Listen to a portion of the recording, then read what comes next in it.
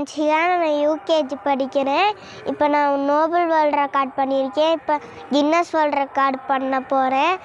இப்போ நான் 3 வருஷமாக சிலம்பம் கிளாஸ் போயிட்டுருக்கேன். அதனால தான் நான் நோபல் வேர்ல்ட் ரெக்கார்ட் பண்ணியிருக்கேன். ரொம்ப சந்தோஷமாக இருக்குது. செய்திகளை உடனுக்குடனும் துல்லியமாகவும் தெரிந்து கொள்ள சப்ஸ்கிரைப் பண்ணுங்க.